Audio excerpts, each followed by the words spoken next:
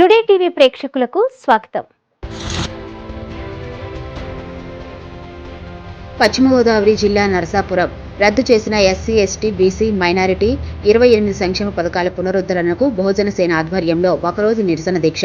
బహుజన సేన ఆధ్వర్యంలో Narasapuram rickshaw stand వద్ద గుంపులు సత్యకృష్ణ ఆధ్వర్యంలో ఒకరోజు నిరసన దీక్ష చేయడం జరిగింది.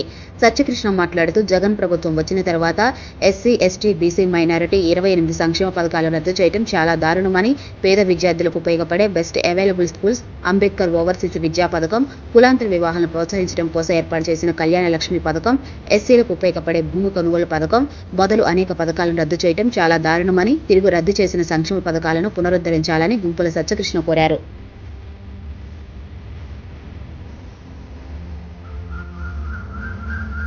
పశ్చిమ గోదావరి జిల్లా నరసాపురం బస్టాండ్ సమీపంలో బహుజన సంక్షేమ పథకాలు 28 పథకాలు రద్దు చేసినటువంటి జగన్మోహన్ రెడ్డి ప్రభుత్వానికి వ్యతిరేకంగా బహుజన సేన ఈరోజు నరసాపురం కేంద్రంగా నిరసన దీక్షని పనిచేసింది.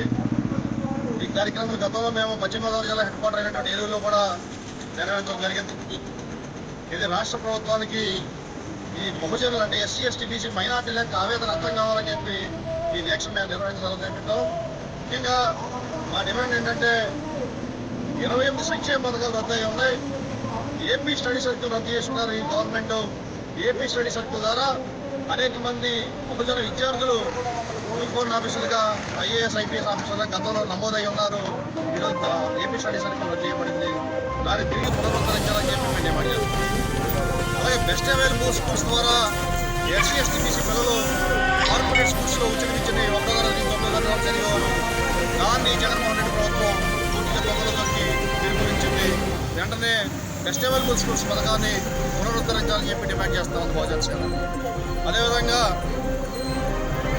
అంబేద్కర్ ఓవర్సీస్ విద్యా పథకం అని చెప్పి విదేశాల్లో ఫారెన్ ఎడ్యుకేషన్ చదవడానికి, పీజీ ఎడ్యుకేషన్ చదవడానికి ఎస్సీ, ఎస్టీ విద్యార్థులకు 5 లక్షల నుంచి 30 లక్షల రూపాయలు లోన్ ఇచ్చేటటువంటి ఎడ్యుకేషన్ పాలసీని రద్దు చేశారు ఈ ప్రభుత్వం. వెంటనే ఆ పాలసీని మళ్ళీ తిరిగి పునఃప్రవేశపెట్టాలని చెప్పి బహుజన సేన డిమాండ్ చేస్తాం. అట్లాగే రాజ్యాంగబద్ధంగా ఏనాటి నుండో రాజ్యాంగం వచ్చినప్పటి నుంచి కూడా కులాంతర వివాహాలు చేసుకున్నటువంటి వివాహ జంటలకి ₹1,00,000 ప్రోత్సాహం ఇచ్చేటటువంటి ఆనవాయితీ గతం నుంచి ఇప్పటి నుంచి ఉంది. కిరణ్ కుమార్ రెడ్డి ప్రభుత్వం కానీ, రాజశేఖర రెడ్డి ప్రభుత్వం కానీ, చంద్రబాబు నాయుడు ప్రభుత్వం కానీ, రోసే ప్రభుత్వం కానీ అన్ని ప్రభుత్వాలు అమలుపరిచాయి.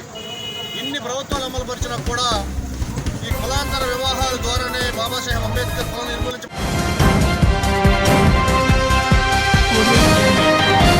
టుడే టీవీ ప్రతిక్షణం ప్రజాపక్షం.